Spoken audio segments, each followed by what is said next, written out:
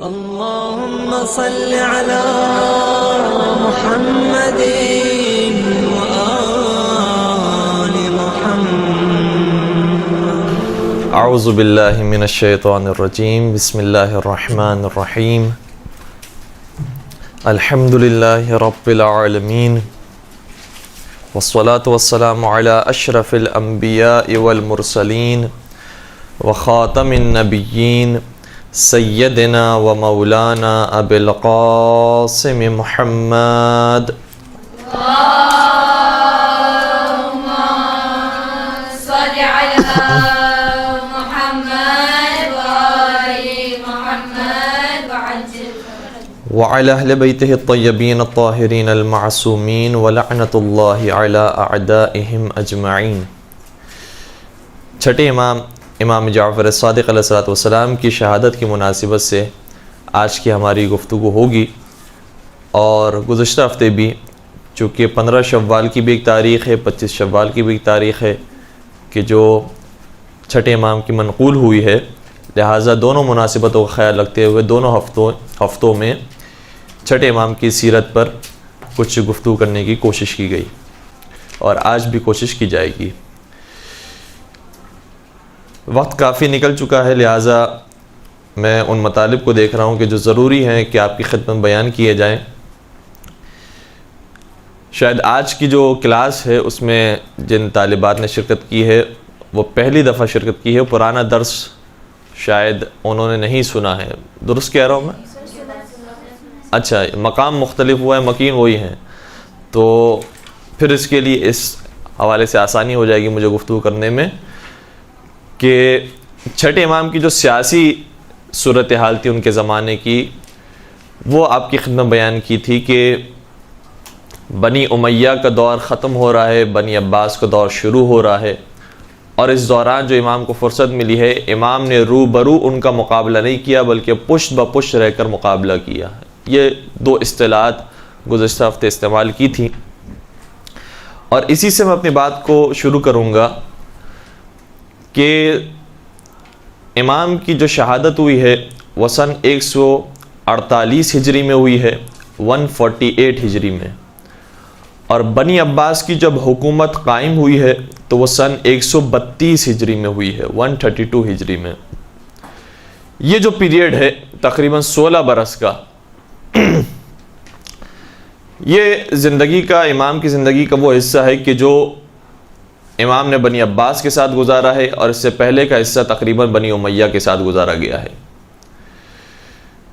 پہلے تو یہ ہے کہ اس زمانے میں کون کون سے واقعات پیش آئے اور کیا حالات تھے جس کی وجہ سے امام نے یہ رویہ اختیار کیا کہ صرف علمی میدان میں اپنے شاگردوں کی زیادہ خدمت کی اور اپنے طالب علموں کو پروان چڑھایا، اور دوسرے میدانوں میں مثلا سیاسی طور پر امام کی اتنی زیادہ ہمیں کارکردگی نظر نہیں آتی کہ امام نے حکومت کے اندر بھی حصہ لیا ہو. اس کو بیان کرنے سے قبل میں ایک اور نقطے کی طرف اشارہ کروں گا. ہم سارے ائمہ کی زندگی کا ایک مختصر سا اگر جائزہ لیں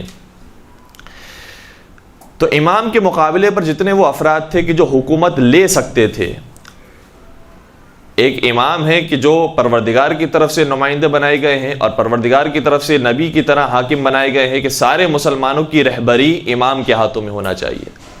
لیکن وہ افراد کے جو مسلمانوں کے درمیان شہرت رکھتے تھے اور پرانے وہ سردار تھے، پرانے اپنے قبیلے کے وہ بادشاہ تھے، تو جب وہ مسلمان بھی ہوئے ہیں تب بھی ان کی بادشاہت اور ان کی سرداری کسی نہ کسی طریقے سے باقی رہی ہے، اور لوگوں کے ذہن میں تصور تھا کہ اب اگر یہ جائیں گے تو ان کے بعد ممکن ہے کہ یہ حاکم بن جائیں، اب وہ جائیں گے تو ممکن ہے کہ یہ جو بڑا سردار ہے یہ حاکم بن جائے.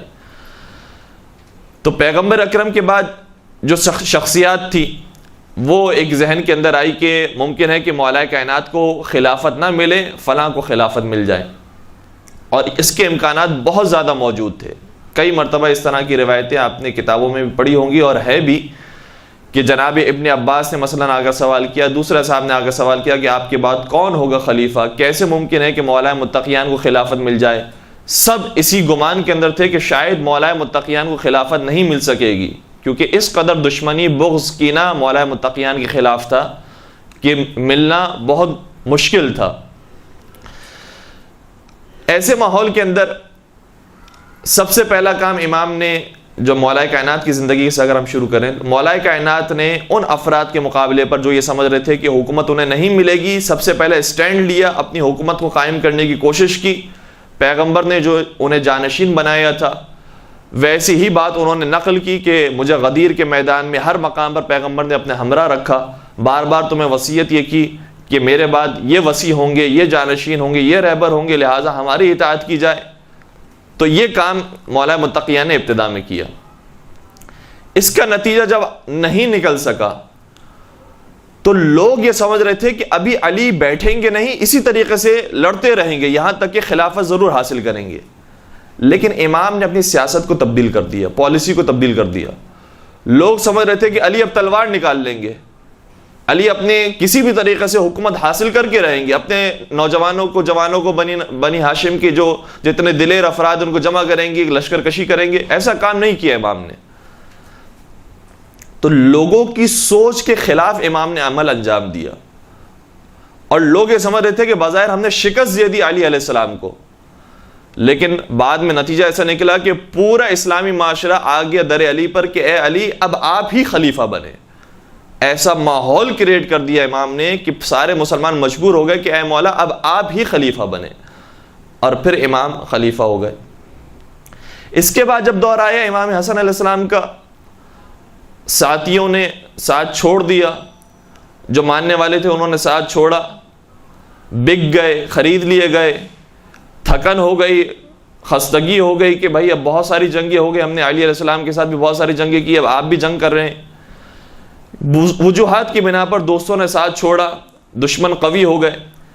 ایسے موقع پر بھی دشمن یہ سمجھ رہا تھا کہ شاید امام حسن ابھی بھی جنگ کریں گے، اپنا حق لے کر رہیں گے، والد کا حق جس طریقے سے ان کو مل گیا تھا اسی کو جاری رکھیں گے اور کسی طریقے سے حاصل کریں گے۔ لیکن پھر امام نے ان کی سوچ کے خلاف عمل کیا اور صلح کر لی۔ صلح کرنے کے بعد بھی وہ یہ سمجھ رہے تھے کہ ہم جیت گئے، کامیاب ہو گئے، لیکن صلح کے بعد جو نتیجہ نکلا ہے وہ اس قدر ان کے لیے بھیانک تھا کہ یہ انہوں نے مناسب سمجھا کہ اگر حسن صلح نہ کرتے اور ہم ان کے خلاف جنگ کر لیتے اور انہیں شہید کر دیتے تو شاید زیادہ بہتر ہوتا۔ لہذا جب امام حسین علیہ السلام کو حکومت ملی تو پھر یزید نے صلح کی بات نہیں کی کہ اے حسین آپ بھی سے بھی ہم صلح کر لیتے، کیونکہ صلح آپ کے بھائی نے بھی کی تھی، بہت اچھا کام تھا، ہمارے مفاد میں تھا، لہذا آپ بھی صلح کر لیجئے۔ وہ سمجھ رہے تھے کہ صلح کے بعد شکست پھر دوبارہ سے انہی کو ملی ہے، لہذا اب صلح نہیں کرنی، اب آپ بیعت کر لیجئے یا آپ کو ہم موت دے دیں گے یا آپ کو قتل کر دیں گے۔ ایسے موقع پر بھی شاید یزید یہ سمجھ رہا ہو کہ قتل جو ہے وہ بہت بڑی چیز ہے، ممکن ہے کہ امام حسن کی طرح امام حسین بھی کوئی نہ کوئی راستہ اختیار کرے اور زندہ رہیں، لیکن وہاں پر امام حسین نے پھر ان کی سوچ کے خلاف خروج کا راستہ اختیار کیا، مدینہ سے خارج ہوا، مکہ کی طرف گئے اور پھر اس کے بعد کوفہ کے راستے کی طرف تھے اور کربلا کی طرف آئے، جنگ ہو گئی۔ یہ میں بار بار ایک نقطے کی طرف اشارہ کرنا چاہ رہا ہوں، وہ یہ ہے کہ جو اس زمانے کے سیاست مندان لوگ تھے، سیاست مدار لوگ تھے، سیاست مند افراد تھے، جو وہ سوچ رہے تھے کہ امام کی سیاست اب ایسے ہونے والی ہے، بالکل اس کے خلاف امام کی سیاست ہوتی تھی، اور امام اس پالیسی کو اپناتے تھے جو ان کے تصور میں بھی نہیں ہوتی تھی۔ اس کا فائدہ کیا ہوتا تھا؟ اس کا فائدہ ہوتا تھا کہ وہ سمجھ رہے ہوتے تھے کہ امام شاید اس راستے سے آئیں گے تاکہ امام کو کامیابی نصیب ہو، امام تو اس راستے کو چھوڑ کر کسی اور راستے سے آ رہے ہیں، بظاہر لگ رہا ہے کہ امام کو شکست نصیب ہوگی، شکست ملے گی۔ وہ سمجھ رہے ہوتے تھے کہ شکست کھا گئے امام، لیکن کچھ عرصے کے بعد سمجھتے تھے کہ نہیں، امام کا راستہ بالکل صحیح راستہ تھا، ہم حقیقت میں شکست کھا گئے، امام کو فتح حاصل ہو گئی، اور پھر وہ راستہ تبدیل کرتے تھے۔ لہذا پہلے امام سے انہوں نے خلافت چرائی، خلافت چھینی، دنیا مجبور ہو گئی دوبارہ خلافت دے دی۔ دوسرے امام سے یہ چاہ رہے تھے کہ جنگ کریں تاکہ امام کو شہید کر دیں، امام نے جنگ کرنے کی وجہ صلح کر لی۔ تیسرے امام سے یہ چاہ رہے تھے کہ صلح ہی کو جاری رکھیں یا صلح سے بھی کوئی آسان صورت بنتی ہو جیسے بیعت کی صورت وہ حاصل کر لیں، امام نے جنگ کا راستہ اختیار کر لیا۔ جب امام سجاد کی زندگی کو ہم دیکھتے ہیں تو محسوس ہوتا ہے کہ سب کے سب مارے گئے ہیں کربلا کے میدان میں، اب امام سجاد بھی شاید کسی طریقے سے جنگ کریں گے اور شہید ہو جائیں گے، لیکن امام نے جنگ نہیں کی، شہید نہیں ہوئے، امام زندہ رہے۔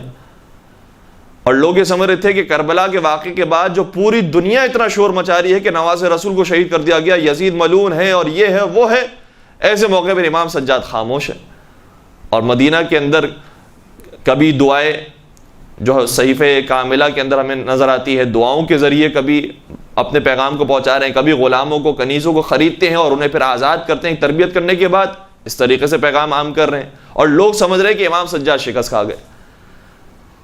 تو جو پالیسی لوگوں کے ذہنوں میں تھی اس کے بالکل برخلاف امام عمل کرتے جا رہے تھے، اور لوگ یہ سمجھ رہے تھے کہ شکست کھا رہے ہیں، حقیقت میں یہی راستہ وہ تھا کہ جو امام کی فتح یابی کا اور کامیابی کا راستہ تھا۔ پانچویں امام کے زمانے میں اور چھٹے امام کے زمانے میں بھی صورتحال یہ پیدا ہوئی کہ بنی ہاشم اور بنی عباس کے لوگ وہ یہ کہہ رہے تھے کہ اب کربلا کا واقعہ ہو چکا، واقعہ ہررہ ہو چکا، مدینہ کے اندر مکہ کے اندر لوگوں کو شہید کیا جا چکا، خانہ کعبہ ڈھایا جا چکا، اب بنی امیہ کو ہٹا دیا جائے اور اب بنی ہاشم آئیں حکومت کرنے کے لیے۔ یہ لوگوں کے ذہن کے اندر تھا کہ اب بنی ہاشم آئیں گے حکومت کرنے کے لیے، لیکن امام نے حکومت کے راستے کو اختیار نہیں کیا بلکہ لوگوں کے علمی معیار کو بلند کرنے کی کوشش کی۔ اور شاید اس زمانے میں لوگ یہ سمجھ رہے تھے کہ امام کیا کام کر رہے ہیں، یہ علمی طور پر اگر یہ بلند بھی ہو جائیں گے تو کیا فائدہ حاصل ہوگا، حکومت تو پھر ظالموں کے ہاتھوں میں رہے گی۔ لیکن یہ نہیں دیکھ رہے تھے کہ اگر یہ تربیت نہیں ہوگی تو حقیقی دین ختم ہو جائے گا۔ امام اگر حکومت کے لیے کوشش کرنا شروع کر دیں اور حکومت کے لیے اپنے چاہنے والوں کو ضائع کر دیں تو پھر جو حقیقی دین ہے وہ ایسے ایسے ختم ہو جائے گا اور بالکل شریعت محمدی مٹ جائے گی۔ چنانچہ شریعت محمدی کو باقی رکھنے کے لیے علمی سطح کو بلند کیا گیا، نہ کہ حکومت کو حاصل کیا گیا۔ پھر ساتویں امام کے زمانے میں امام کو قید خانے میں ڈالا۔ قید خانے کے اندر بھی جو قید خانے کے اندر افراد تھے اور آتے جاتے تھے امام کی سیرت سے اتنا متاثر ہوتے تھے کہ بار بار ان کے اندر انقلاب پیدا ہوا، امام کے شیعہ بنے، چاہنے والے بنے، حتیٰ جو زندان بان ہوتے تھے، جو بطور خاص معین کیے جاتے تھے کہ انہیں اذیت پہنچانے کا کام کریں آپ، وہ افراد منقلب ہوتے تھے۔ اور جب حاکم وقت یہ حکم دیتا تھا کہ زہر دے کر شہید کرو تو ان کا جواب یہ ہوتا تھا ہم کیسے زہر دیں اس آدمی کو کہ جو صبح کو روزے رکھتا ہے، رات میں نمازیں پڑھتا ہے۔ تو زندان کے اندر بھی لوگ یہ سمجھ رہے تھے، جو بڑے بڑے سیاست مندان افراد ہیں وہ یہ سمجھ رہے تھے کہ امام تو اب زندان کے اندر ہیں، اب ان کی جو امامت ہے اور خلافت ہے یہ سارا ان کے ہاتھوں سے نکل گیا سارا سلسلہ، لیکن اس کے باوجود امام نے وہاں پر بھی اپنا کام جاری رکھا۔ پھر حکومت مجبور ہوتی ہے کہ آٹھویں امام کا جب زمانہ آیا کہ انہیں پھر حکومت کے اندر شامل کیا جائے، اب اس طریقے سے امام کو استعمال کیا جائے۔ جب اس طریقے سے بھی استعمال کیا گیا تو پھر بالآخر مامون رشید پشیمان ہوتا ہے کہ بھائی امام کو جو ہم نے حکومت کے اندر شامل کیا ہے، پہلے تو امام نے یہ اعلان کر دیا تھا عمومی طور پر کہ میرا کسی حکومتی کام سے کوئی تعلق نہیں ہوگا، لہٰذا یہ جتنی بھی غلطیاں کر رہے ہیں، جتنے بھی غلط احکامات یہ نافذ کر رہے ہیں، اس کا مجھ سے کوئی تعلق نہیں ہے۔ دوسری طرف سے امام کا وہاں پہنچنے کے بعد، محل کے اندر آنے کے بعد رویہ ایسا ہوتا تھا کہ جیسے کسی غریب انسان کا، کسی ملنگ درویش کا ہوتا ہے کہ چٹائی کے اوپر بیٹھ کر، دسترخوان کے اوپر بیٹھ کر، چٹائی جو ہے وہ دسترخوان کے طور پر استعمال ہو رہی ہے، اس پر بیٹھ کے کھانا لگایا گیا، غلاموں کو بلایا جا رہا ہے، سب آ کر مل کر بیٹھ کر کھانا کھائیں۔ جب لوگوں نے یہ طریقہ دیکھا تو سمجھ گئے کہ ان کو تو ولی عہد بنایا جا رہا ہے، ان کا یہ انداز ہے جن کا حقیقت میں حق بنتا ہے حکومت کرنا۔ اور جو مامون الرشید ہے وہ کبھی بھی کسی غلام کو اجازت نہیں دیتا کہ اس کے ساتھ دسترخوان پر بیٹھیں۔ اس کا محل دیکھو، اس کا دسترخوان دیکھو، تو خود بخود لوگوں کے ذہن میں پھر یہ حکومت ہی کے خلاف باتیں ذہن میں آنے لگی کہ جو ہماری حکومت ہے وہ درست نہیں ہے، حقیقت میں حق علی رضا علیہ الصلوۃ والسلام کا ہے۔ تو پھر حکومت کو پریشانی ہو گئی، دوبارہ سے پھر امام کو شہید کیا گیا۔ 9ویں 10ویں 11ویں امام کا زمانہ پھر سختی کے اندر قید خانے میں گزرا، بالخصوص اس لیے کہ امام زمانہ کا ظہور اور امام زمانہ کی ولادت، جس کے بعد وہ حکومت قائم ہونے والی تھی کہ جس میں ظالموں کا خاتمہ ہونے والا تھا اور عدل و انصاف قائم ہونے والا تھا، اس کے لیے بے تحاشا پریشان تھے ظالم حکمران۔ چنانچہ انہوں نے قید خانے کے اندر اور مختلف طریقے سے محبوس کر کے، محصور کر کے رکھا ائمہ کو، تو اس میں بھی وہ کامیاب نہ ہو سکے، اور وہاں پر بھی امام کے ایک سلسلہ قائم کیا کہ جو اہم ترین سلسلہ تھا اور آج تک قائم و دائم ہے کہ اگر تم ہم سے مسئلہ معلوم نہ کر سکو، ہمیں اپنے درمیان نہ پاؤ، تو جو ہمارے خاص افراد ہیں، وہ جو خاص اصحاب ہیں، ان کے پاس جاؤ اور ان سے فقہی مسئلہ معلوم کرو، ان سے مسائل دینی معلوم کرو، وہ جو جواب دیں گے وہ ہمارا ہی جواب ہوگا، چاہے انہوں نے کہیں پر غلطی کرتی ہوگی تو ہم اس کی اصلاح کریں گے، لیکن تمہیں انہی کے فتوے پر عمل کرنا ہے کہ جو ہمارے اصحاب نے بیان کیا ہے۔ تو بار بار شکست کھائی ہے ظالم حکمرانوں نے، جبکہ وہ جس راستے کو سمجھ رہے تھے کہ ائمہ اختیار کریں گے، کبھی بھی اس راستے کو ائمہ نے اختیار نہیں کیا، ایک مختلف ٹریک کو استعمال کیا، اور بظاہر وہ سمجھ رہے تھے کہ اس ٹریک کو استعمال کرنے کے بعد امام شکست کھا رہے ہیں، پیچھے ہٹ رہے ہیں، لیکن امام پیچھے نہیں ہٹ رہے تھے، باقاعدہ میدان کے اندر تھے، اور میدان کے اندر رہ کر ان کو کچھ ہی عرصے کے بعد احساس ہو گیا کہ انہیں شکست ملی ہے، امام کو شکست نہیں ملی۔ اس کے لیے ایک اصطلاح استعمال ہوتی ہے، اور وہ ہمیں اور آپ کو سمجھنے کی ضرورت ہے۔ وہ یہ ہے کہ ایک انسان کا مشن اور مقصد ہوتا ہے، اور دوسرا انسان کی ٹیکنیکس اور اس کے راستے ہوتے ہیں، اس مشن تک پہنچنے کا طریقہ، اس کے ذرائع، اس کے راستے ہوتے ہیں۔ مثال کے طور پر ہمیں اور آپ کو جانا ہے عبداللہ شاہ غازی کے مزار پر، تو عبداللہ شاہ غازی کے مزار پر جانے کے لیے یہاں سے لے کر وہاں تک کا جو شارٹیسٹ راستہ ہوگا ہم وہ اختیار کریں گے، یہی ہوگا جو شارٹیسٹ راستہ ہمیں معلوم ہوگا، ہم وہاں وہ اختیار کرتے ہوئے پہنچنا چاہیں گے۔ لیکن ہم وہ پہنچنا چاہ رہے تھے اس مقصد تک، درمیان میں پتہ چلا کہ ٹریفک جام ہو گیا، درمیان میں پتہ چلا کہیں پر دھرنا ہے، درمیان میں پتہ چلا کہ آگ لگا دی گئی ہے، جلاؤ گھیراؤ ہو گیا ہے، وہاں پر راستے بند ہو گئے ہیں۔ تو دو طریقے ہیں یہاں پر انسان کے عمل کرنے کے۔ ایک طریقہ یہ ہے کہ بہت زیادہ ٹریفک جام ہے، مشکل سے ہم پہنچ سکیں گے، شاید نہ پہنچ سکیں آج، تو بہتر ہے کہ دوبارہ گھر پر ہی آ جائے۔ ایک طریقہ یہ ہے کہ انسان ہار جائے، ہمت ہار جائے کہ بس اب مقصد تو حاصل نہیں ہو سکتا، دوبارہ گھر پر ہی آ جائے۔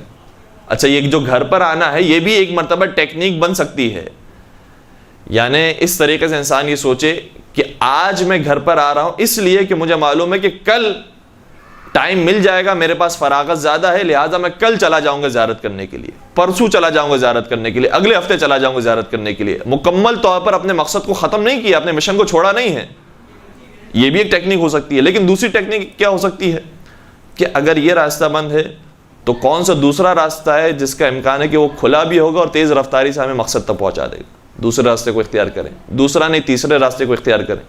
اور ممکن ہے کہ اگر کہیں پر ٹریفک جام ملتا بھی ہے تو ہم اس راستے کو نہ چھوڑیں، وہیں پر ہی کھڑے رہیں، کیونکہ ہمیں معلوم ہے کہ ٹریفک جام 5 منٹ کا ہے، اگر ہم دوسرے راستے کو اختیار کریں گے تو آدھا گھنٹہ مزید اور لگ جائے گا، بہتر ہے کہ یہیں 5 منٹ انسان انتظار کرے اور چلا جائے۔ تو مختلف راستے ہو سکتے ہیں ایک ہی مقصد کو حاصل کرنے کے۔ تمام ائمہ کا مقصد شریعت محمدی کو بچانا اور اسے پھیلانا ہے۔ راستے مختلف ہو سکتے ہیں، کسی نے خلافت لے کر، کسی نے خلافت چھوڑ کر، کسی نے صلح کر کے، کسی نے جنگ کر کے، کسی نے زندان میں رہ کر، کسی نے گھر میں مسجد میں رہ کر، اور کسی نے جیسے چھٹے امام امام جعفر صادق علیہ السلام ہیں،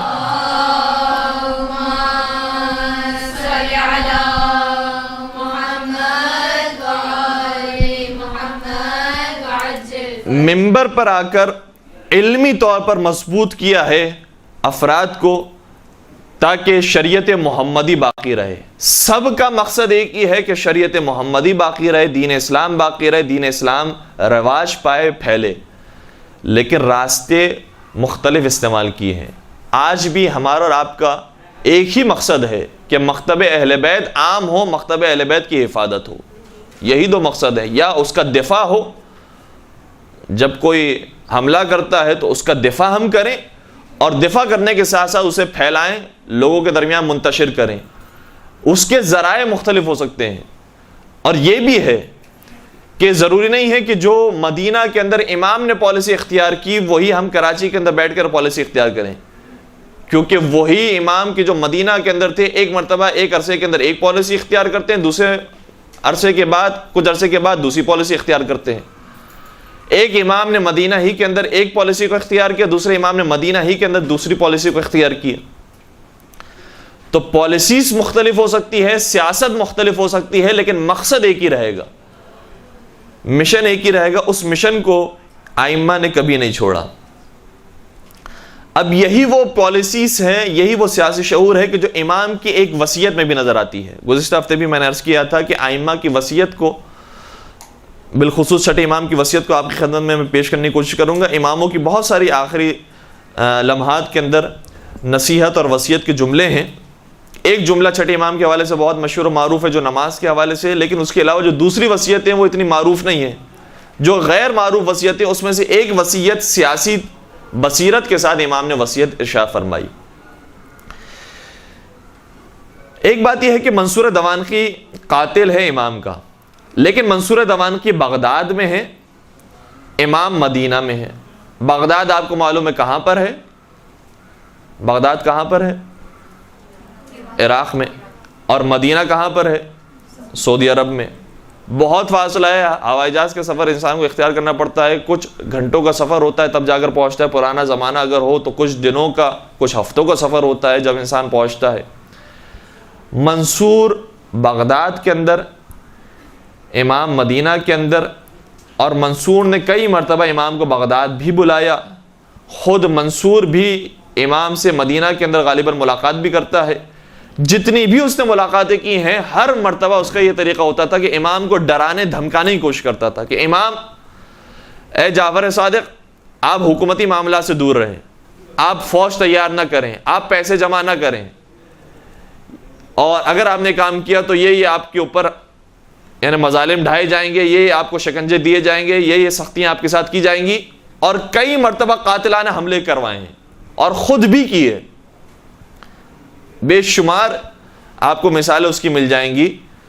چند ایک مثالوں میں سے مثلا ایک مثال یہ ہے کہ جب امام آتے ہیں منصور کے دربار میں تو منصور نے اپنی تلوار نکالی ہوتی ہے، اور جیسے امام آتے ہیں چاہتا ہے کہ امام کی گردن اڑا دے، تلوار اٹھاتا ہے، چلانا چاہتا ہے، رک جاتا ہے، اپنے ہاتھ کو نیچے لے کر آتا ہے، پھر کچھ گفتگو ہوتی ہے، پھر اٹھاتا ہے تلوار، پھر چلانا چاہتا ہے، پھر رکھ دیتا ہے، پھر تیسری مرتبہ اٹھاتا ہے، پھر چلانا چاہتا ہے، پھر رکھ دیتا ہے، اور بالآخر امام دربار میں چلے جاتے ہیں۔ کسی نے سوال کیا، منصور تو بار بار تلوار اٹھاتا ہے، چلاتا کیوں نہیں ہے؟ تو کہتا ہے کہ جب بھی میں چاہتا تھا کہ جعفر صادق پر تلوار چلاؤں تو میرے سامنے رسول صادق آ جاتے تھے اور کہتے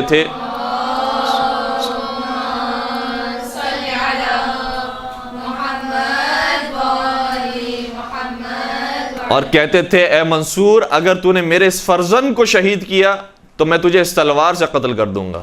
لہذا میں گھبرا جاتا تھا، ہیبت مجھ پہ طاری ہو جاتی تھی اور میں کام نہیں کر سکا۔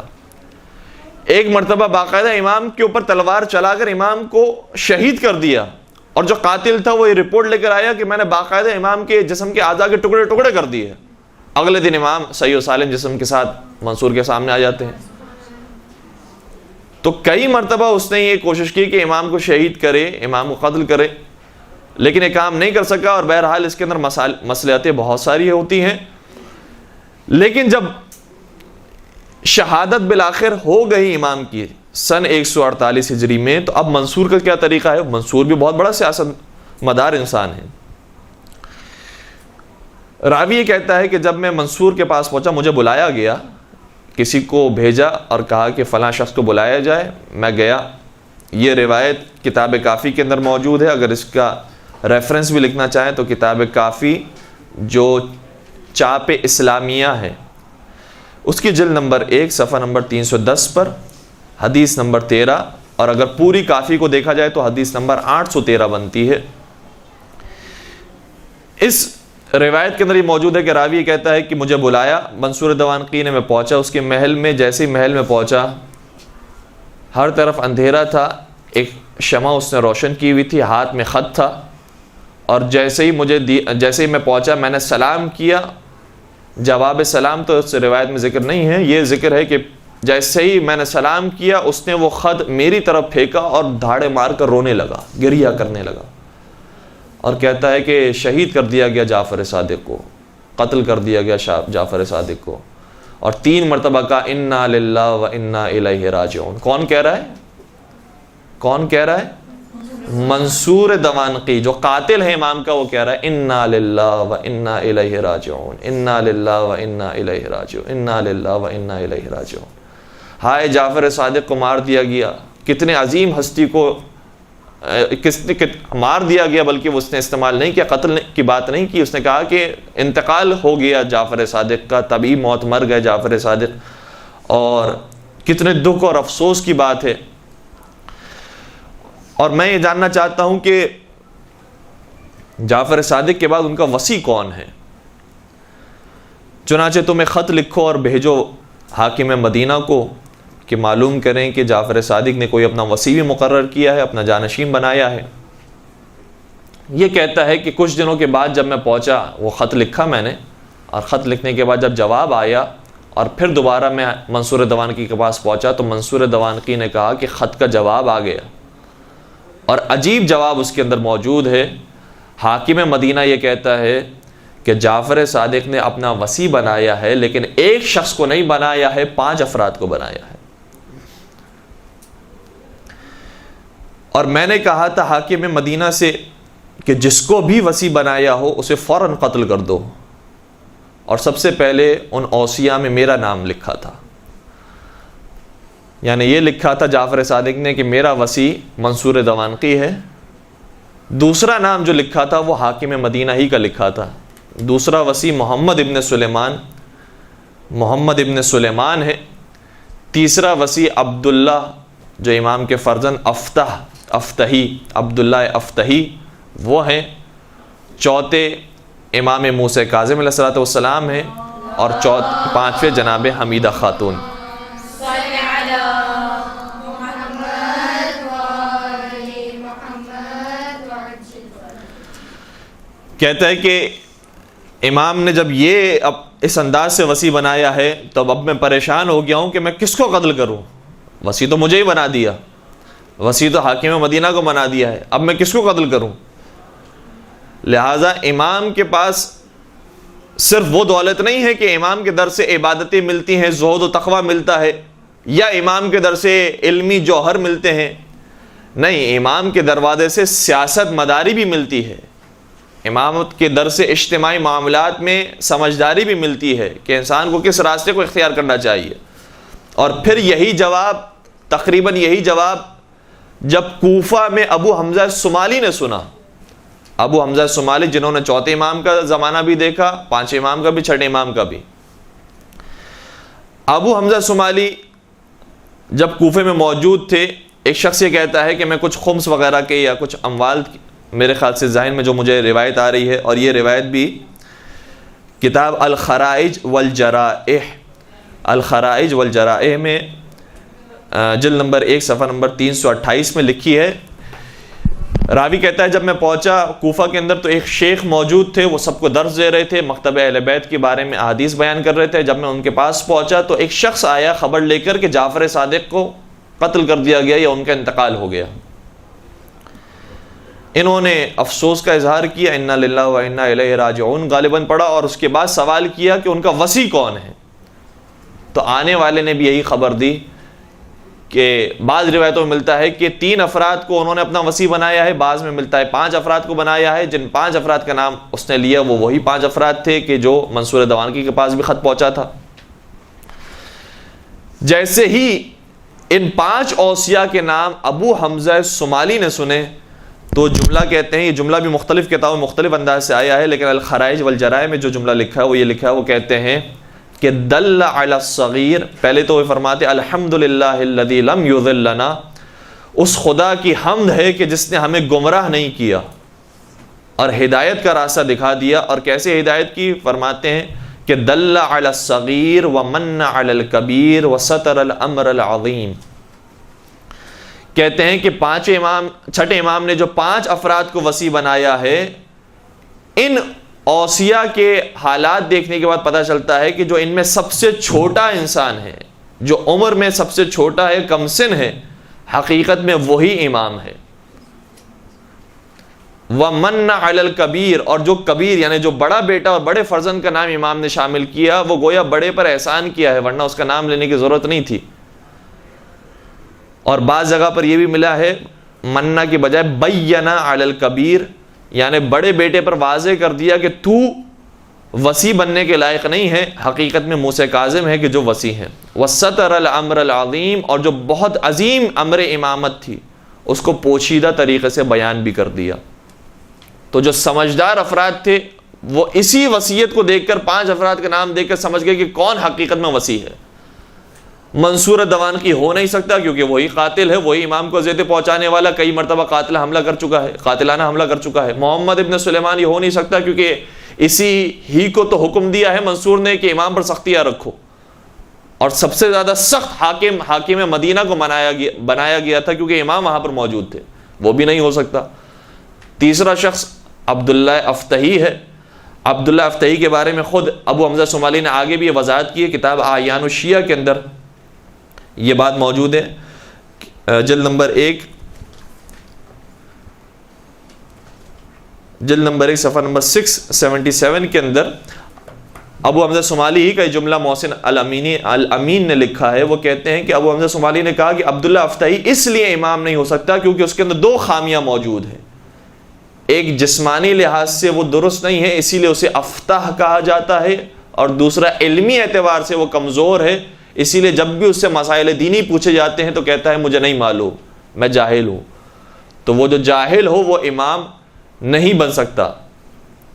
لہذا عبداللہ افتحی اگر امام بننے کے قابل ہوتے تو امام پھر اپنے چھوٹے فرزند کا نام نہیں لیتے۔ چھوٹے فرزند کا نام لینا خود اس بات پر دلیل ہے کہ بڑا فرزند اس لائق نہیں ہے کہ وہ امام بن سکے۔ اور پھر خاتون کبھی بھی امام یا نبی نہیں ہو سکتی، لہذا یہ معلوم ہو گیا کہ حمیدہ خاتون جو ان کی زوجہ ہیں وہ بھی وصی نہیں ہیں، بلکہ سات امام امام موسیٰ کاظم علیہ السلام وہ ہیں کہ جو وصی ہیں۔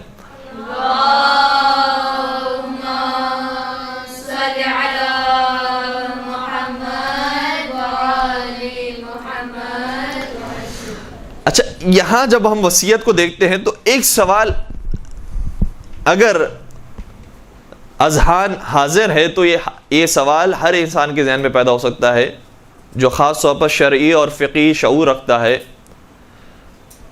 کہ امام کا تو لقب ہے صادق، امام تو سچ بولتے ہیں، امام نے جو وصیت کی ہے اس میں بھی یقیناً سچ بولا ہوگا، تو 5 لوگوں کو وصی بنا دیا، یا امام نے نعوذ باللہ کیا کسب سے کام لیا، اور امام نے یہاں پر صداقت کا مظاہرہ نہیں کیا۔ کیا وجہ ہے؟ امام نے 5 افراد کے نام لیے، یا تو ہم کہیں کہ کذب ہے یا صدق ہے۔ اگر صدق ہے، سچی بات ہے، تو 5 کے 5 ہونے چاہیے، اور اگر کذب ہے تو یہ توقع نہیں رکھی جا سکتی امام صادق سے کہ وہ کوئی کذب کی بات کرے۔ بہت سارے جوابات ہو سکتے ہیں، اس میں سے 2 جو بنیادی جواب ہیں وہ یہ ہیں کہ جب صدق اور کذب کی بات کی جاتی ہے، سچائی اور جھوٹ کی بات کی جاتی ہے، وہ ان معاملات کے اندر ہوتی ہے کہ جب جان، مال، عزت و آبرو سے یہ بات نہ ٹکرائے۔ اگر ہمیں معلوم ہے کہ ایک ڈاکو آئے گا اور کسی شریف آدمی کا پتہ معلوم کر رہا ہے، وہ کہاں پر رہتا ہے، جیسے ہم نے پتہ بتایا اسے قتل کر دے گا، دہشت گرد ہے، مال لوٹ لے گا یا قتل کر دے گا، تو وہاں پر سچ بولنا یہ حرام ہو جاتا ہے، وہاں جھوٹ بولنا واجب ہے۔ اور یہ بہت واضح سے احکام شریعت ہے کہ جو تمام ہی فقہوں کے اندر، تمام ہی مذاہب کے اندر موجود ہیں۔ البتہ فقہ جعفریہ کے اندر بالخصوص آیت اللہ سیستانی یہ بھی فرماتے ہیں کہ جہاں پر انسان توریہ کر سکتا ہو وہاں توریہ کرے، اور توریہ کرنا ممکن نہ ہو تو وہاں جھوٹ بول کر جان بچانا واجب ہے۔ اگر وہاں سچ بول دیا تو انسان نے حرام کام کیا ہے شریعت محمدی کی نگاہ میں بھی، اور انسانی جو حقوق ہیں، انسانی جو اخلاقیات ہیں اس کے مطابق بھی۔ اگر کسی بے دین شخص سے بھی پوچھا جائے، یورپ امریکہ میں رہنے والے سے بھی پوچھا جائے کہ ایسے موقع پر سچ بولنا چاہیے جھوٹ بولنا چاہیے، تو سب کے سب یہ کہیں گے کہ ایسے موقع پر جھوٹ بول کر جان بچانا ضروری ہے۔ تمہارے سچ بولنے سے جان چلے جائے گی، کسی بڑے انسان کی، کسی شریف انسان کی، کسی محترم انسان کی، لہذا وہاں پر جھوٹ بولنا چاہیے۔ لیکن چونکہ چھٹے امام کے بارے میں ہم یہ نہیں جانتے کہ ان کی نیتوں میں کیا کیا باتیں پوشیدہ تھی۔ جب ایک عام انسان کی ہم نیت نہیں جانتے کہ اس نے یہ جملہ کہا ہے وہ کس وجہ سے کہا ہے، اگر وہ کسی کے بارے میں بتا رہا ہے کہ اس کا ایڈریس یہاں پر نہیں ہے وہاں پر ہے، تو اس کے ذہن میں ممکن ہے یہ بات ہو کہ جس کا ایڈریس میں بتا رہا ہوں یہاں پر نہیں وہاں پر ہے، وہ کوئی اور آدمی ہے، جس کا ایڈریس تم پوچھ رہے ہو وہ کوئی اور آدمی ہے، میں نے کسی اور آدمی کا بتا دیا۔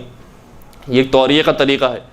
تو امام نے جو 5 افراد کے نام لیے کہ یہ میرے وصی ہیں، یہ کیا واقعاً امامت کے اندر میرے وصی ہیں یا نہیں؟ جس طریقے سے انسان اخلاقی وصیتیں کرتا ہے بہت سارے لوگوں کو کہ تمہیں میں نصیحت کرتا ہوں، یہ وصیت کرتا ہوں، جیسے کہ امام کی وصیت کا جملہ ہے کہ میری شفاعت اس کو نصیب نہیں ہوگی کہ جو نماز کو حقیر سمجھتا ہو، تو یہ جس کو وصیت کی جا رہی ہے امام کی جانب سے وہ بھی وصی ہو گیا، لیکن وہ وصی کہاں، اور جو امامت کے معاملے کے اندر وصی ہے وہ کہاں؟ لہٰذا اخلاقی وصیت اگر کسی کو کی جا رہی ہے تو وہ بھی وصی کہلاتا ہے۔ چنانچہ امام نے جس طریقے سے ہر ایک کو وصیت کی ہے، منصور دوانقی کو بھی کئی مرتبہ وصیتیں کی کہ صحیح راستے پر آ جائے، لیکن اس نے وصیت پر عمل نہیں کیا، نہیں مانا، گرچہ وصی بنایا گیا ہے لیکن اس نے وصیت کی پرواہ نہیں کی ہے، اخلاقی وصیتوں کو بروئے کار نہیں لایا ہے، لہٰذا وہ صحیح وصی نہیں کہلائے گا۔ اور امام یہاں پر ہم یہی کہیں گے کہ بہت ساری وجوہات ہو سکتی تھی جس کی بنا پر امام نے 5 ناموں کو لیا، اور اگر یہ 5 نام نہیں لیے جاتے تو امامت خطرے میں آ سکتی تھی اور دین اسلام کو خطرہ تھا۔ اب یہاں سے ہم ایک اور موضوع کا آغاز کرتے ہیں کہ وصیتیں اس کے علاوہ اور کیا کیا امام نے بیان فرمائی۔ ایک درود پڑھ دیجیے گا محمد و آل محمد پر۔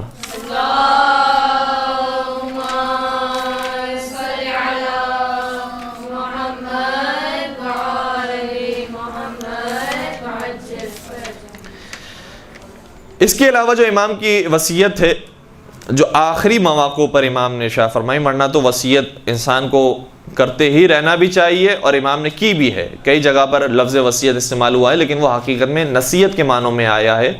جو ہمارے اصطلاح کے اندر لفظ وصیت استعمال ہوتا ہے کہ جب انسان مرنے سے پہلے کچھ کلمات ادا کرے، اگر اس معنی میں لیا جائے تو امام کی کچھ بطور خاص وصیتیں ہیں کہ جو امام نے ارشاد فرمائی۔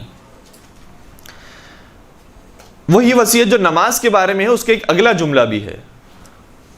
ہم ایک حد تک اس کا جملہ پڑھتے ہیں اور بعض مقامات پر وہ نماز ہی تک جملہ محدود ہے، لیکن بعض دوسری جگہوں پر وہ جملہ آگے بڑھتا ہے۔ مثلا کتاب کافی کے اندر 2-3 مقامات پر یہ حدیث موجود ہے کہ امام نے فرمایا کہ میری شفاعت اس کو نصیب نہیں ہوگی جو نماز کو حقیر سمجھے گا، لیکن کتاب کافی ہی کے اندر ایک مقام پر یہ حدیث آگے بڑھتی ہے۔ وہ کون سا مقام ہے؟ اس کا اگر ریفرنس لکھنا چاہیں تو کتاب کافی جلد نمبر 6 صفحہ نمبر 401، جلد نمبر 6 صفحہ نمبر 401۔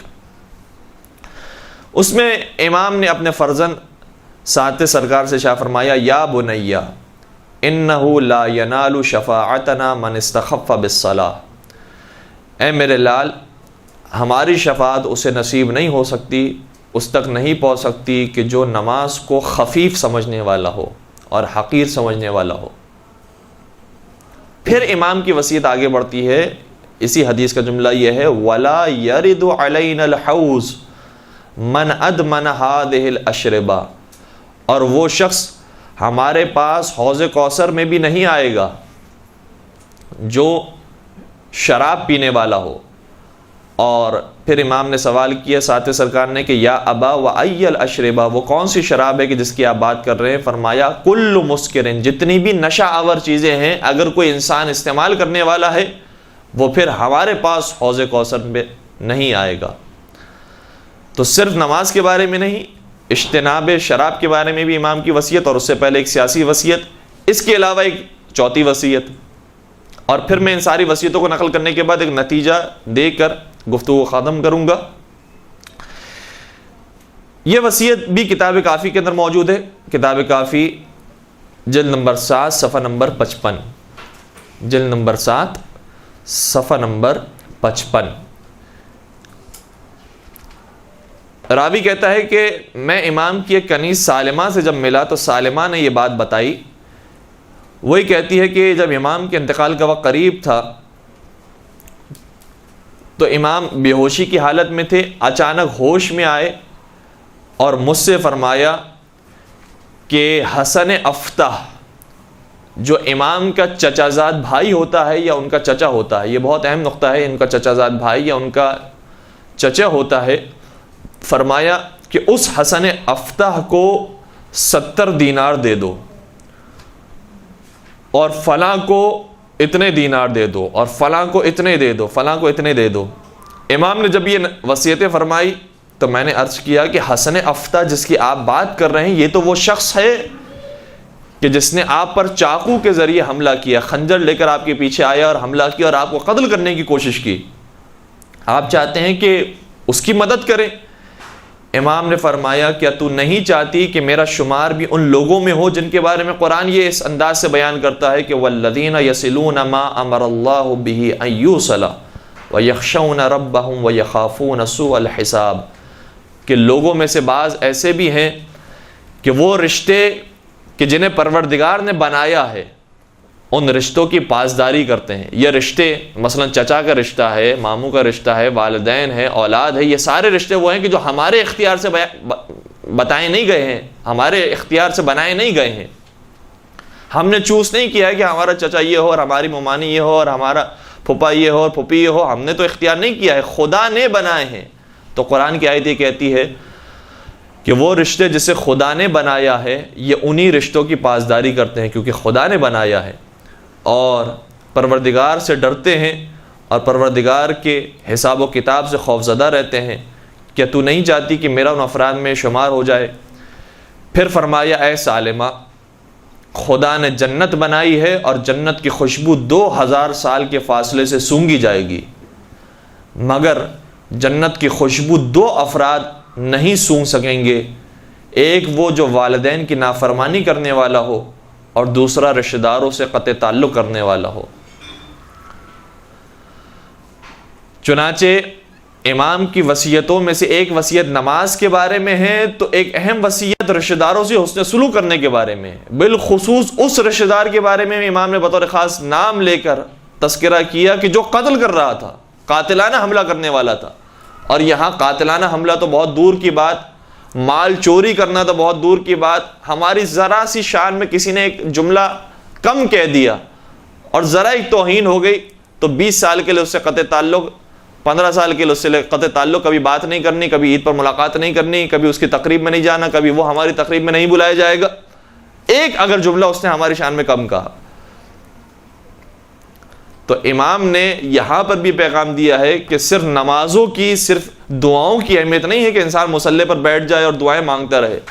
رشتہ داروں کے ساتھ حسن سلوک کرنا یہ ایک اہم ترین عبادت ہے کہ جو انسان کو انجام دینی چاہیے. اور آخری وصیت جو ہم نے نوٹ کی ہے کتاب مناقب آل ابی طالب کے اندر ابن شہر عاشوب نے یہ روایت لکھی ہے. مناقب آل ابی طالب میں اس کے ہم نے صفحہ نمبر یاد نہیں کیا، یادداشت نہیں کیا ہے. عربی اس کی تھوڑی بہت آپ کی خدمت میں بیان کر دیں گے تو پھر شاید اگر آپ سرچ کرنا چاہیں تو مل سکے گی. روایت یہ ہے کہ قال موسیٰ بن جعفر فیما اوصانی بہ ابی. چھٹے امام نے بیان فرمایا ان چیزوں کے بارے میں کہ جس کے بارے میں ان کے بابا نے انہیں وصیت کی تھی. کیا وصیت کی تھی؟ یا بنیا اذا انا مت فلا یغسلنی احد غیرک فإن الامام لا یغسلہ الا امام واعلم ان عبد اللہ اخاک سیدع الناس الى نفسہ فدعہ فإن عمرہ قصیر. چھٹے سرکار نے اپنے بیٹے ساتویں امام سے بیان فرمایا تھا، وصیت یہ کی تھی کہ اے میرے لال، میں مرنے والا ہوں، لہٰذا تمہارے علاوہ کوئی مجھے غسل نہ دے، کیونکہ امام کو امام کے علاوہ کوئی غسل نہیں دیتا. اور یاد رکھو جو تمہارا بھائی عبداللہ ہے، یعنی عبداللہ افتحی، یہ جو تمہارا بھائی ہے یہ لوگوں کو اپنی جانب بلائے گا، یعنی یہ بھی دعویٰ کرے گا کہ مجھے امامت مل گئی ہے، میں امام ہوں. لیکن جو سچے امام ہوتے ہیں وہ خدا کی طرف بلاتے ہیں، یہ اپنی طرف بلائے گا. امام فرماتے فدعہ، اسے چھوڑ دینا، اسے اپنا کام کرنے دینا. کیوں؟ فإن عمرہ قصیر، کیونکہ اس کی زندگی بہت چھوٹی ہے. بلا وجہ ایک چھوٹے معاملے کے اندر تم پڑھو اور وہ جو چھوٹا معاملہ ہے تمہارے درمیان میں پڑھنے کی وجہ سے بڑا نہ بن جائے، لہذا اسے چھوڑ دینا، وہ خود بخود معاملہ ختم ہو جائے گا. یہ بھی امام کی ایک گویا سیاسی بصیرت میں سے ایک جملہ ہے. جس طریقے سے وہ 5 افراد کی جو وصیت کی تھی، اسی طریقے سے یہ ایک اہم نقطہ ہے. غالباً احادیث کے اندر بھی اس قسم کی روایت بیان ہوئی ہے کہ جو باطل کا مقابلہ کرتے ہیں اس کے 2 طریقے ہوتے ہیں. رب باطل یموت بذکر و رب باطل یموت بترکہ. کبھی کبھار باطل کا مقابلہ جب انسان کرتا ہے تو بار بار اس کا ذکر کرتا ہے کہ یہ غلط ہیں، انہوں نے برائی کی ہے، انہوں نے دین کا خاتمہ کیا ہے، انہوں نے غلط طریقے سے دین پہنچایا ہے. بار بار ان کا تذکرہ کرتے ہیں تاکہ لوگوں کو پتہ چلے کہ یہ غلط افراد ہیں، ان کی تقلید، ان کی پیروی، ان کے پیچھے نہیں چلنا چاہیے. لیکن بسا اوقات باطل کا مقابلہ کرنے کا طریقہ یہ ہوتا ہے کہ انسان خاموشی اختیار کرے. یہ ایک عجیب طریقہ ہے. باطل کبھی کبھار بول اور زبان کے ذریعے مٹتا ہے، بولنے سے مٹتا ہے، اور کبھی کبھار خاموش رہ کر مٹ جاتا ہے. اگر خاموش رہنے کے مقام پر انسان نے بولنا شروع کیا تو باطل مٹے گا نہیں، باطل پروان چڑھے گا.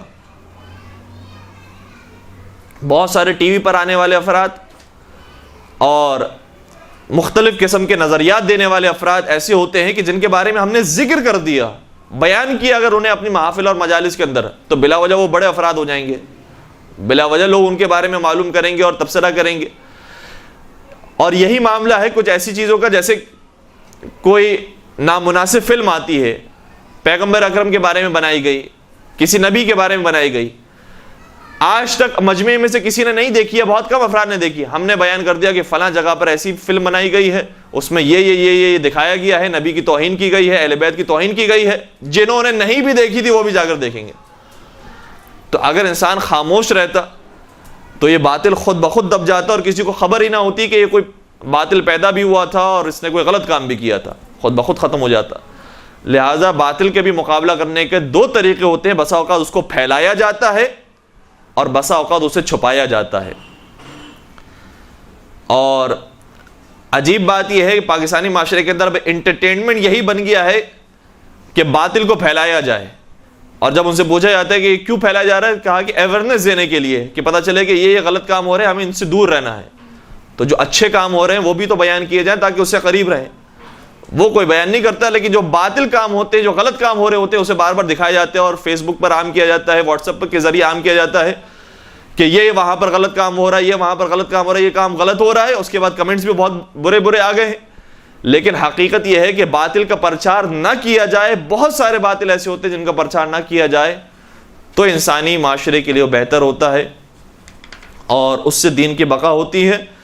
لہٰذا باطل کا مقابلہ ہمیشہ اسے پھیلا کر نہ کیا جائے، کبھی کبھار خاموشی کے ذریعے بھی اس کا مقابلہ کیا جا سکتا ہے. ایک درود پڑھ دیجئے محمد و آل محمد پر.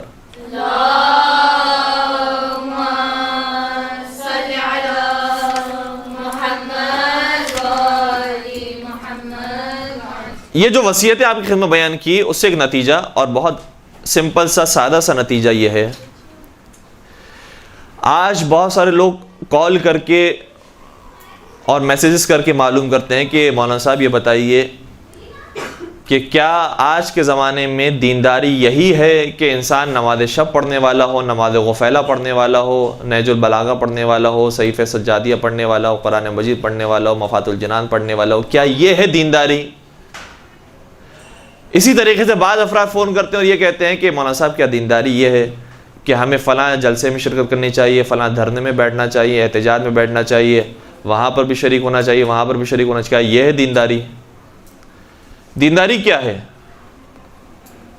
منبر پر آنے والے جو افراد ہیں، عجیب بات یہ ہے، اور یہ احادیث میں بار بار بیان بھی کی گئی ہے بات، کہ تم اس وقت تک دین خدا کی مدد نہیں کر سکتے جب تک پورے دین کو حاصل نہ کر لو. دین کے تمام جوانب اور تمام حواشی کا اگر تمہیں علم نہ ہو تو تم دین کی مدد نہیں کر رہے، دین کو نقصان پہنچانے کا کام بھی کر سکتے ہو. لہذا وہ افراد کی جنہوں نے کام کیا ہے ایک شعبے کے اندر، انہوں نے سیاسیات کے اندر کام کیا ہے، وہ جب بھی بات کریں گے ہمیشہ سیاست کی گفتگو کریں گے، ممبر پر آ کر دین کے نام پر سیاست کی گفتگو کریں گے. جنہوں نے کام کیا ہے فقہی مسائل کے اندر، عبادات کے اندر، اخلاقیات کے اندر، جب بھی وہ آئیں گے ہمیشہ نماز، روزے، عبادات، دعائیں، مناجات، ان کی بات کریں گے. جو دوسرے قسم کے افراد ہیں، جیسے جنہوں نے اخلاقیات اور بالخصوص اجتماعی معاملات کے اندر انہوں نے کام کیا ہے، وہ مثال کے طور پر انسان کو سچ بولنا چاہیے، امانت داری کا مظاہرہ کرنا چاہیے، ایک دوسرے سے اچھا سلوک کرنا چاہیے، اچھا برتاؤ کرنا چاہیے. یہی دین ہے کہ انسان مخلوقات کی خدمت کرے، خدمت خلق ہی دین کا اصل مقصد ہے.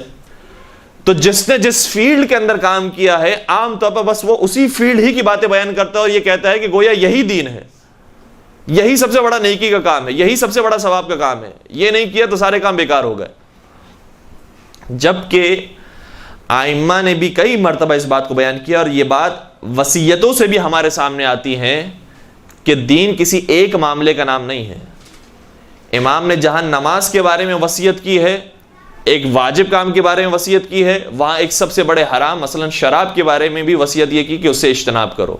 تو واجب بھی ہو، حرام بھی ہو، واجب بھی ہو اور حرام سے بچنا بھی ہو۔ پھر امام کی وصیتوں کے اندر یہ بھی وصیت تھی کہ میرا جانے کے بعد جانشین کون ہوگا۔ ایسے نہیں مسئلے کو چھوڑ دیا کہ بس میں تو نمازوں کا پابند ہوں اور دعائیں مناجات میں کرتا ہوں، علمی طور پر میں نے تربیت کر دی ہے شاگردوں کی، کافی ہے میرے لیے۔ نہیں، میرا جانشین کون ہوگا یہ بہت بڑا مسئلہ ہے، سیاسی طور پر یہی بتانا ہے۔ اسی طریقے سے اپنے رشتہ داروں کے بارے میں بالخصوص وصیت یہ فرمائی کہ فلاں کو اتنے درہم دے دو، فلاں کو اتنے دینار دے دو، اتنے دے دو۔ اس کا مطلب یہ ہوا کہ امام صرف مصلی کے پابند نہیں تھے، بلکہ اجتماعی معاملات میں بھی رشتہ داروں کے ساتھ حسن سلوک، اچھا برتاؤ، یہ بھی امام کی زندگی کے اندر موجود تھا۔ تو انسان کی زندگی کی انفرادی ذمہ داریاں بھی ہیں، اجتماعی ذمہ داریاں بھی ہیں، خاندانی ذمہ داریاں بھی ہیں، سیاسی ذمہ داریاں بھی ہیں، دینی ذمہ داریاں بھی ہیں، دنیاوی ذمہ داریاں، نہ جانے کتنی ذمہ داریاں ہیں۔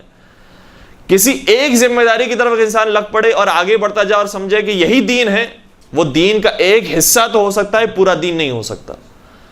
پورا دین حاصل کرنا ہوگا تو دین کے تمام جوانب پر عمل بھی کرنا ہوگا اور لوگوں کی خدمت میں بیان بھی کرنا ہوگا۔ مولا متقین امیر المؤمنین حضرت علی ابن ابی طالب صلی اللہ علیہ وسلم کی ایک حدیث ہے،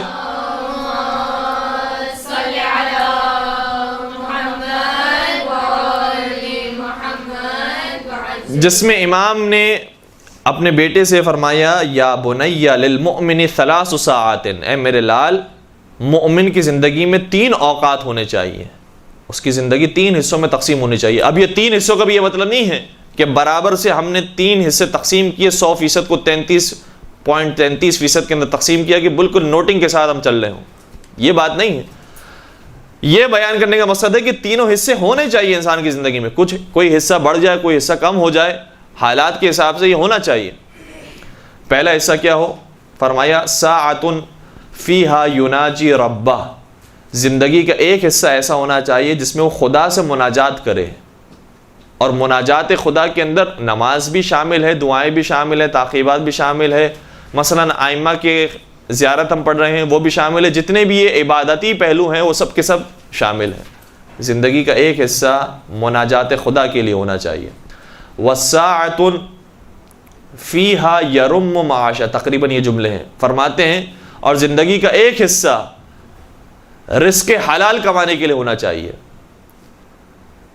اب ظاہر سی بات ہے کہ جب مردوں سے انسان مخاطب ہوگا تو بالخصوص ان کے لیے بات ہے کہ اگر صرف نماز روزے کے اندر لگ گئے تو کون نان و نفقے کی ذمہ داری اٹھائے گا، کون لے کر آئے گا کھانا، اور کون وسعت پیدا کرے گا اپنے خاندان کے لیے؟ لہٰذا یہ ذمہ داری بھی ہے انسان کے اوپر۔ تیسری چیز بیان فرمائی وَالسَّاعَةٌ فِيهَا يَخْلُ بَيْنَهُ وَبَيْنَ نَفْسِهَا وَبَيْنَ لَذَّتِهَا، فرمایا کہ اور تیسرا حصہ انسان کی زندگی کا ایسا ہونا چاہیے کہ جو اپنے اور لذات دنیاوی کے ساتھ مخصوص ہو، تاکہ انسان ان نعمتوں کو حاصل کر کر تقویت پیدا کرے، یعنی کھانے پینے کے لیے بھی وقت دے، دسترخوان پر بھی بیٹھا ہو تو اچھے طریقے سے بیٹھے۔ یہ نہیں ہے کہ جلدی جلدی کھانا کھا کر نماز کے لیے ہمیں جانا ہے، بلکہ روایتوں کے اندر جملہ یہ موجود ہے کہ جو شخص دسترخوان پر بیٹھ کر کھانا کھاتا ہے وہ حصہ پروردگار اس کی زندگی کا شمار نہیں کرتا، سکون سے بیٹھ کر کھانا کھایا جائے۔ ائمہ اطہار علیہ السلام کا طریقہ نہیں ہوتا تھا کہ بہت جلدی جلدی نوالے لیے اور چلے گئے، سکون سے بیٹھ کر کھانا کھایا کرتے تھے۔ اور یہ تو آج کے جو ڈاکٹر حضرات ہیں وہ بھی کہتے ہیں کہ جو جلدی جلدی کھانا کھایا جاتا ہے اس کے مضر اثرات ہوتے ہیں انسان کی جسم پر، لہذا جلدی جلدی کھانا نہ کھایا جائے، سکون سے بیٹھ کر کھانا کھایا جائے۔ یا جو دوسری حلال لذات ہیں ان کو صحیح طریقے سے، سمندر کے کنارے انسان پہنچ جاتا ہے، یہ حلال چیز ہے، سبزہ دیکھنے کے لیے کہیں پر جاتا ہے، حلال چیز ہے، اپنے بچے کو دیکھتا ہے، خوش ہوتا ہے، اسے پیار کرتا ہے، یہ حلال چیز ہے۔ تو بے شمار حلال لذتیں اسے حاصل کرنا یہ بھی انسان کی زندگی کا ایک حصہ ہے۔ یہ مولا متقیان کی حدیث تھی جس میں فرمایا کہ اپنی زندگی کو 3 حصوں میں تقسیم کرو۔ ایک امام رضا علیہ السلام کی حدیث ہے جس میں فرمایا کہ انہوں نے کہ 4 حصوں میں اپنی زندگی کو تقسیم کرو۔ ایک اور حدیث ہے جس میں فرمایا گیا کہ 5 حصوں میں تقسیم کرو۔ ان ساری حدیثوں کو بیان کرنے کا مقصد یہ ہے کہ صرف انسان کو ایک پہلو کو نہیں اٹھا لینا کہ یہی زندگی کا مقصد ہے، یہی دین نے سکھایا اور یہی انسان کو کرنا ہے، بلکہ ساری چیزوں کو ساتھ لے کر چلنا، اعتدال کے ساتھ، توازن کے ساتھ۔ یہ ہے حقیقت میں دین اسلام کہ جس کی تعلیمات ائمہ اطہار علیہ السلام کی طرف سے ہمیں ملی ہے۔ پروردگار سے دعا کرتے ہیں کہ انشاءاللہ سیرت محمد و آل محمد پر ہم سب کو چلنے کی توفیق عطا فرمائے، محمد و آل محمد کی زندگی اور ان جیسی موت ہم سب کو نصیب فرمائے، ہمارے تمام گناہ کبیرہ اور مرحومین کے تمام گناہ کبیرہ صغیرہ کی مغفرت فرمائے۔ انشاءاللہ جتنے شیعان حیدر کرار ان تمام کی جان مال عزت و آبرو کی حفاظت فرمائے۔ اگر مشکلات کہیں پر آتی ہیں، پریشانیاں آتی ہیں اور یہ ہمارے حق میں بہتر ہے تو انہی مشکلات پر صبر و شکر کرنے کی ہم سب کو توفیق عطا فرمائے، اور امام زمانہ عجل اللہ تعالی فرج الشریف کا ظہور جلد جلد فرمائے، ہمیں ان کے آبان انصار عاشقین و محبین میں شمار فرمائے۔ ربنا تقبل منا انک انت السمیع العلیم وتب علینا انک انت التواب الرحیم برحمتک یا ارحم الراحمین۔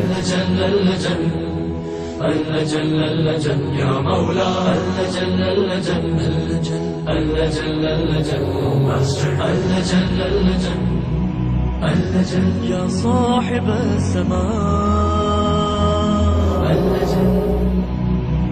اللجن